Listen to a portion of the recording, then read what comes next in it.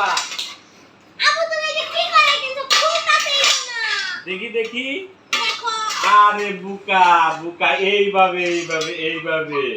এইভাবে দেখছো এইভাবে বলো তো বড় কেন এত এইভাবে বড় কেন আরে এত বড় কিনছি কি কি জন্যে শুনবা জানি 2 চামচ 1 চামচ নিয়ে সব উঠানো যায় ও